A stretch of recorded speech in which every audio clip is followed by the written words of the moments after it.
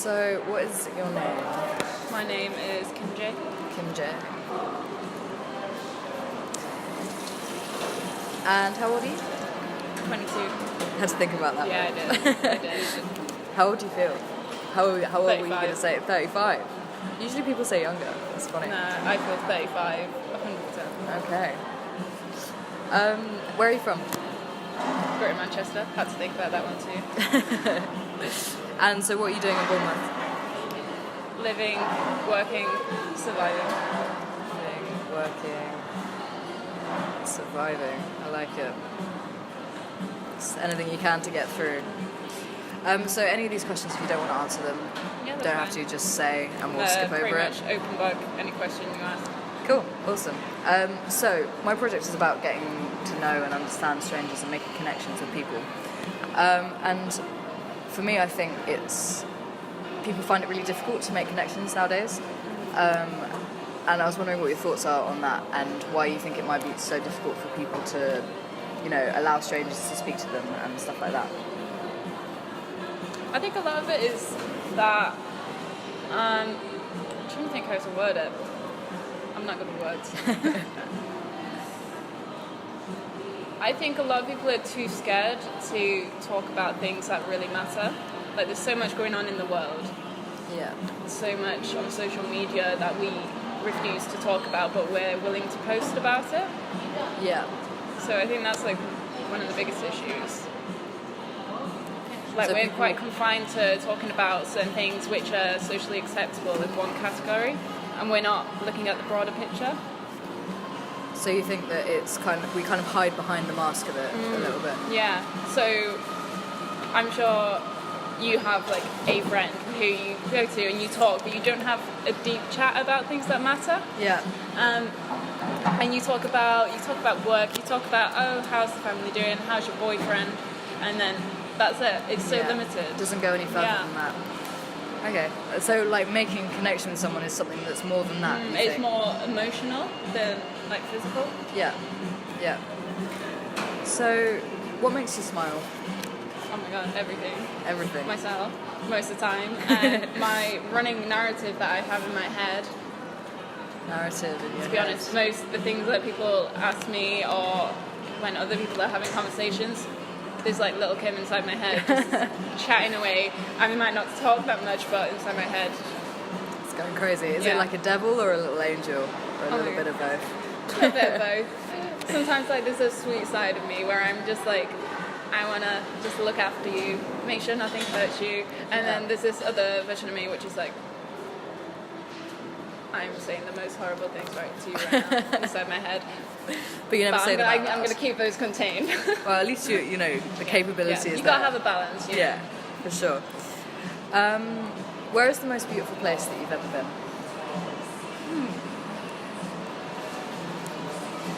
That was a hard one. I'd say it's really random. It's this like little field in Greater Manchester, and I went there on a picnic once, and the grass was like untamed, and it was like a few feet high. So, and I went there with like my boyfriend at the time, so that made it like really nice and special, more beautiful. It probably looks like crap now, to be honest. Like there was like we called it a cigarette tunnel, which was like high pink, full of running water, kind of dirty actually. I don't know why it was so beautiful, but it was to me. It was so like interesting. And have you been back since that picnic? No. I don't actually know where it is. Nice. So if you were to go back and you knew where it was and all of that, would you take someone else or would you go by yourself? Or what I wouldn't go. experience? You wouldn't go back? No. You want to keep it as... Well, it's a good memory. Sometimes like memories can become tarnished because you think that when you go back to a place it's going to be exactly how it was, and even if it looks exactly the same, it doesn't feel the same. Doesn't it? Yeah. I totally know that. You know, the first person that I've spoken to that said that they wouldn't go back to their most Really? beautiful place. Yeah. Yeah, it's very interesting. I didn't actually know my special place until until you asked, to be honest. What would you say is your philosophy in life? Like, what do you live by? Like your motto, your kind of...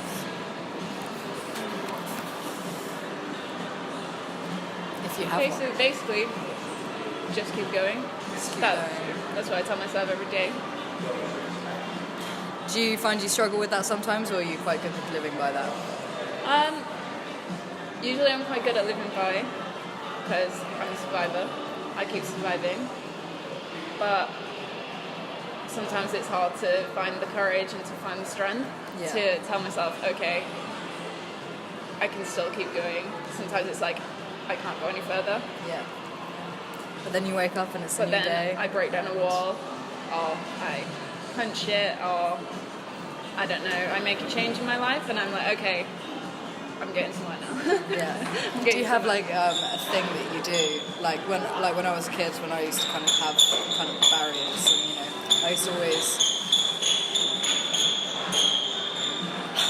do that. Yeah, exactly. No, I used to always kind of like draw. I used to draw about how I would like, even if it was just a fucking red scribble on a page. Like that's what I used to do all the time. I used to draw and write about how or what was going on. Like, do you have like a thing that you do that's your go-to? Oh, what to make to kind of understand what's going on with you in order to push through? I wouldn't say so much to understand. I have like I don't know what you call them, like tics, maybe. Yeah. Like I have bipolar disorder, and it gives me compulsions to do things. So sometimes when I feel like things are spiraling out of my control and I can't quite slow them down, I end up doing like the most random things and I don't realise that I'm doing them. And one of them, the most bizarre thing, and I cannot explain it to anyone else, but before I go to bed, I used to every night, sometimes still do when I'm feeling a bit, I go to the bathroom and I feel the absolute need to wash my feet, like wash them, like properly wash my feet, soapy water, and then only then can I like shut my brain off and sleep. And I used to do it every night for like years, and now I've like sort of like growing out of it.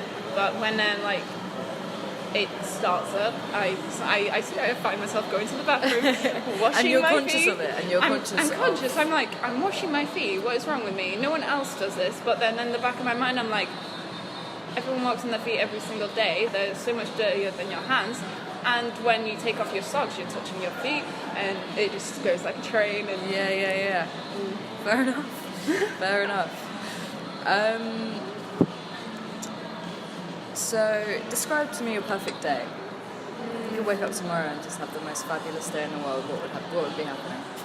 It'd be when my sugar daddy comes along, takes me on holiday, and then obviously I would say no. I'd say no, you can't take me on holiday because that's not me. I don't like people paying for my stuff. Nice. So instead, he's going to hire me, and then I'm going to become a famous artist, and then I'm going to get famous, have lots of money. I don't need my sugar daddy anymore. I can afford all this stuff by myself. Leave the sugar daddy. Amazing.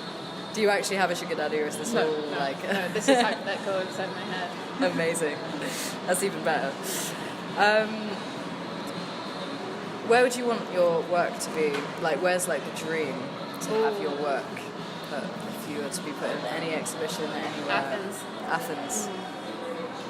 You know the Olympic Stadium? Yeah. It's so bizarre. I know it's huge, so like what would be the point of having an exhibition there unless it was like a huge sort of communal thing which like loads of artists like participated in, but like displaying your work there would be the coolest thing, the coolest exhibition in the world. That would be awesome. That would be awesome. You know what, I might research that.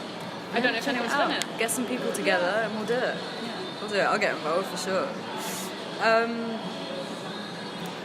So do you know the TV programme Mastermind? Yes. So what would your chosen subject be? Like, what do you know most about? What are you Mental a little bit nerdy about? Mental health. Any specifically, or just the broadest sense? I've got a somewhat of a broad knowledge, but bipolar disorder I know most about. Depression I know most about, just because of experience, PTSD, everything like that. Yeah, PTSD would probably be speciality, I think. Okay. And you've learned all of that through experience and through... Experience, research, just guidance. Yeah. Yeah. Nice. All right. What would the title of your biography be? This is really strange. Do you remember like Facebook tag locations? Yeah. So when I was younger and there was like I'm individual teen thing and people used to tag themselves in the weirdest locations. Yeah. I remember tagging myself and my friends because I was trying to type in Kim's house and it came up as Kim's Kinky Kingdom of like Fun or something. So that would be it. Kim's Kinky Kingdom of Fun. Yeah.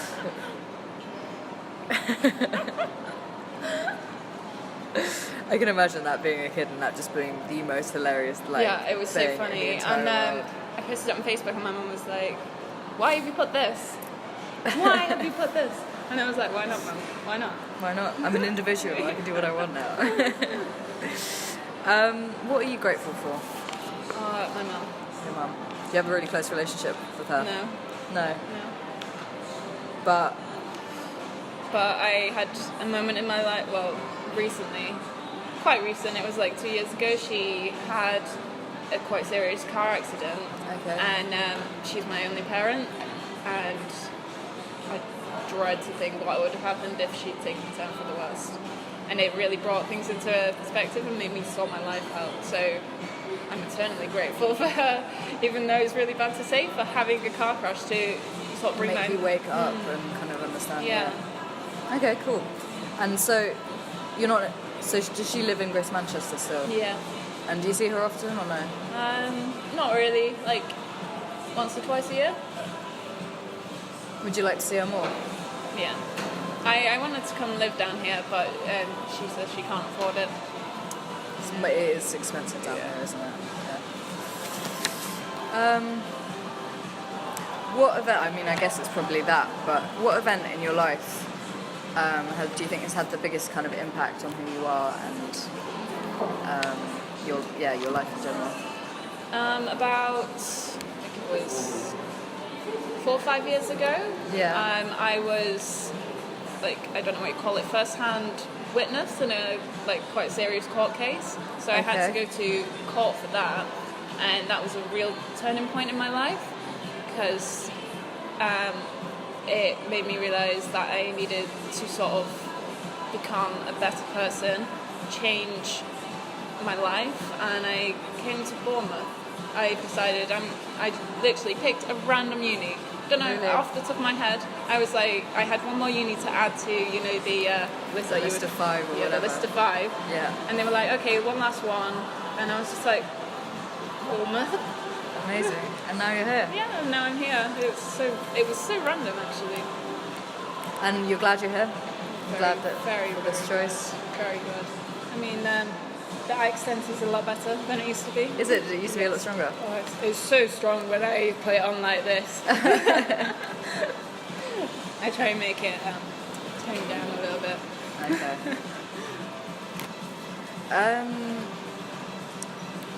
If you could have a dinner party with 3 people, dead or alive, famous or not, who would you have with you and why? Number 1, Van Gogh.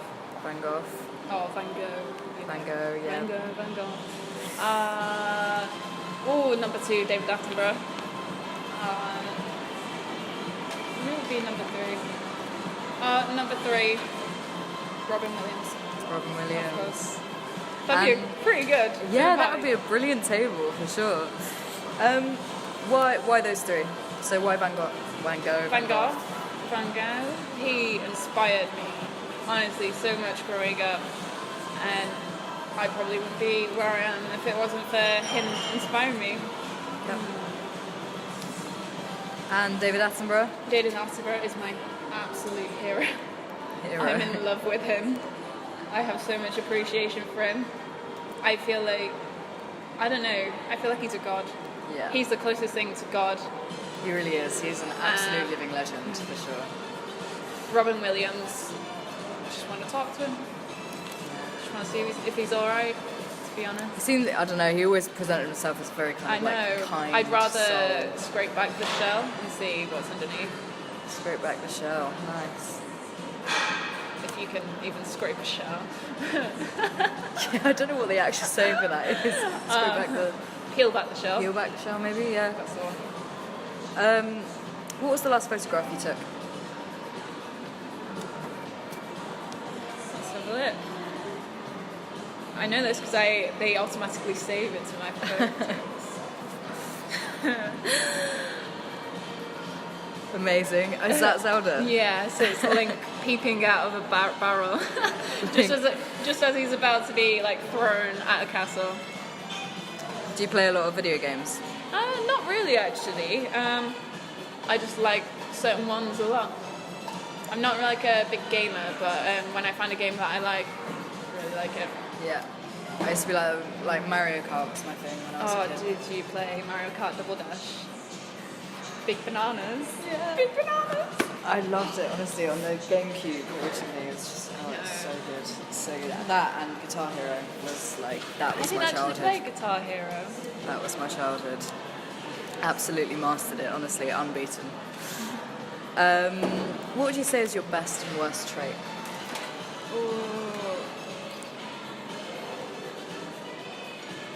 I think my best trait is that I do listen a lot, and listening, like, because I listen so much, I can give good advice on it. Yeah. Because I understand what people are going through. My worst trait is quite contradicting, because I'm also a bit of a clown. Yeah. Like, people try and get close to me and I just shut right up. You just shut yourself. So you'd rather listen to others than talk Yeah. yourself? Exactly. Sometimes it's more important to listen than to talk, though, I think, a lot of the time. I was actually close to mute when I was like growing up. Okay. For years and years and years. I didn't speak to anyone really except for my family, and only briefly when I just didn't talk really. Yeah, no, you seem to me like an open book, like I know. more than It's so happy true. to talk about stuff. Tell me a fun fact about you. Just something no one would expect, something strange. I've got to really think now. I'm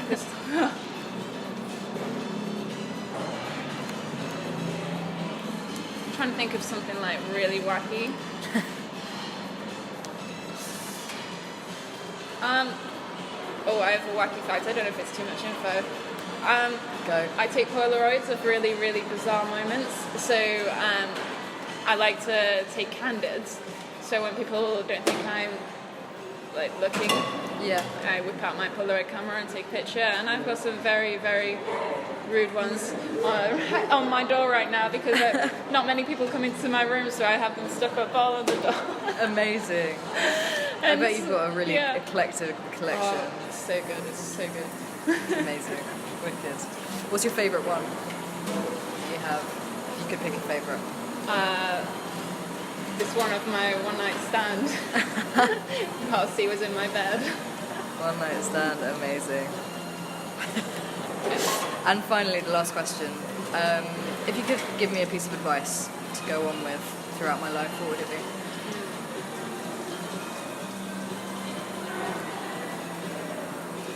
Be good, Be good. but not yet. I have this thing that I write in random like notebooks, which is "Make me good, God, but not yet." And I don't know why. I just keep writing it. I'm writing it. Be good, but not yet. I like that a lot. I like that. When is the time, do you think, to start to kind of be good then, if it's not yet?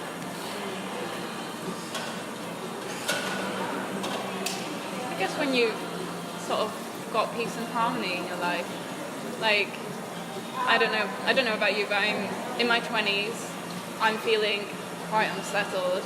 Yeah. Like, I'm happy with what I'm doing. Everything's going to plan, but yet there's this part of me, and I can't quite contain this part, which just wants to, I don't know, do something wacky, do something that I could regret, but I could not. Exactly. And just deal with the consequences and be like, hey, I've lived a little bit. And you made that choice. And you for a learn reason. from like mistakes, you learn from experience. It doesn't matter if the things you do are bad or good, they make you who you are, and you get wiser from it. Yeah, absolutely. Very wise words indeed. Cool, I'm going to stop recording.